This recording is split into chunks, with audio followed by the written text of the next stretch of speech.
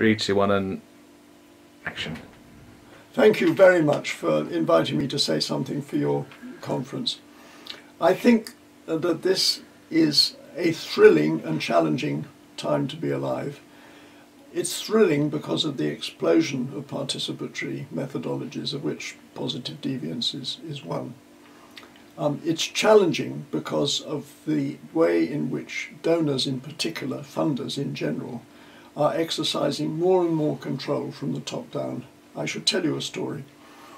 When Melissa Leach took over as our brilliant director of IDS, where I work, she said, we must reimagine ourselves.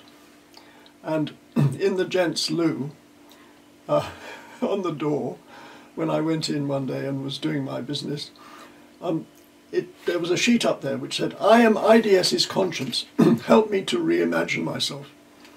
And someone had written next to it, "Let's speak truth to power." And underneath that, someone had written, "Yes, if someone will fund us." And that really speaks so much to the current situation of more and more upward accountability. But the opposite side of that, and the thrilling side of that, which we must use to challenge that top-down approach, is the explosion of participatory methodologies and the way in which they're now combined. In the 90s, there was a great deal of talk about participation and participatory methodologies and so on, but they tended to be exclusive.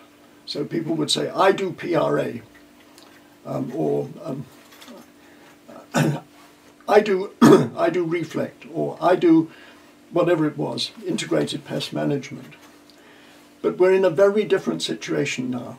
We're in one which you could describe as eclectic methodological pluralism. That's to say, yes, you may have a core methodology which is really important for you, as I'm sure Positive Deviance is to you. But at the same time, there is sharing without boundaries. There's a sense of freedom to adopt and adapt anything from anywhere, because there isn't exclusive ownership anymore, and people don't identify quite so exclusively as they did in the past with a particular methodology. And this makes it extremely exciting, because it means that anybody who's facilitating something or facilitating a process can combine different methodologies, different approaches, different methods in different sequences to fit the particular context. So in every situation there is a slightly different, or perhaps substantially different, approach in terms of the methodology used. Now, one thing which I think spreads across all of these and originates to some extent in PRA, participatory rural appraisal, is the importance of behaviour and attitudes. And this is really the thought that I would like to leave with you.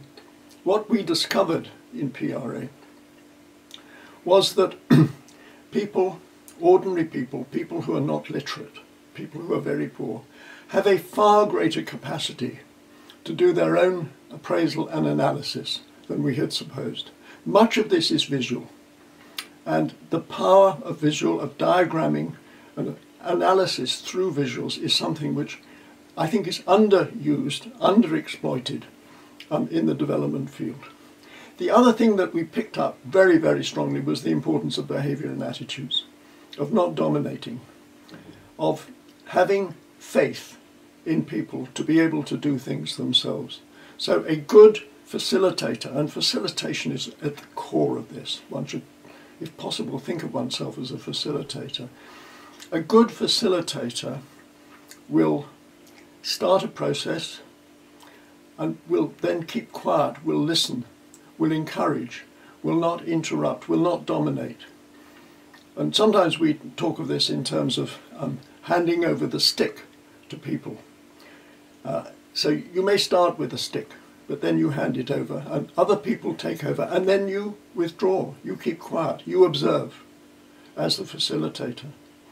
And underlying this is a basic attitude, basic activities.